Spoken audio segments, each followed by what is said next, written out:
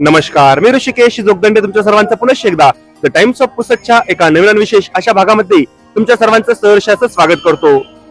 पुसद शहरापासून अगदी 2 ते 3 किलोमीटर अंतरावर असलेले निंबी हे गाव. इथे श्री लकडोबा आणि श्री हनुमान यांच्या निमित्त इथे अतिशय आगळी वेगळी अशी यात्रा भरते. विशेष म्हणजे या ठिकाणी जे बंजारा समाज आहे हा मोठ्या प्रमाणात सहभागी होतो.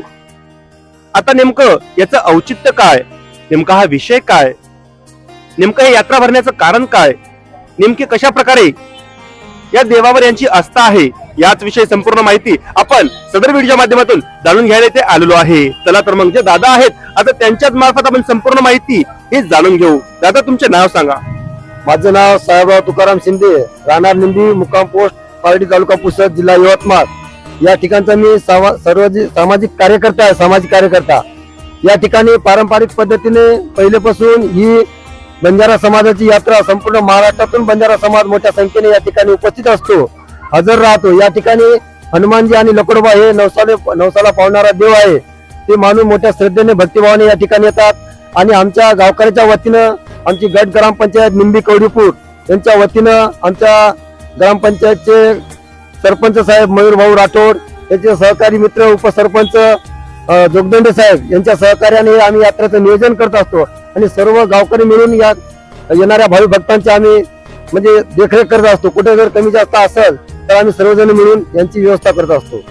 बरं, ही यात्रा नेमकी किती दिवस चालते आणि कशा प्रकारे चालते? ही यात्रा शनिवारी लोक येत असतात यात्रे करू आणि रविवारपर्यंत 2 दिवसाची यात्रा आहे.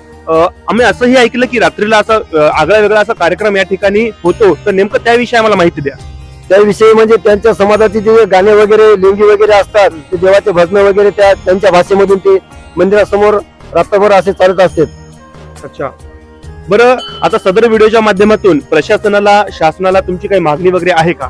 आम्ही आपल्या महाराष्ट्र राज्याचे मंत्री महोदय इंद्रनील भाऊ नाईक साहेब यांना विनंती केली होती की आपण या ठिकाणी उपस्थित राहून आमच्या कार्यक्रमाची शोभा आणि आमच्या मागण्या ज्या आहेत तुम्ही पूर्ण कराव्या.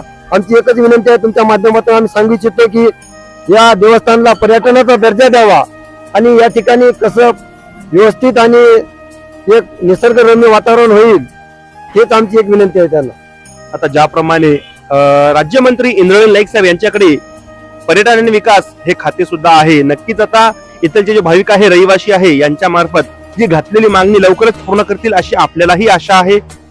अतिशय आगळी वेगळी जी यात्रा आहे या ठिकाणी भरते, आपण त्याचाही आस्वाद घेणार आहे. बघत राहा द टाइम्स ऑफ पुसद. धन्यवाद.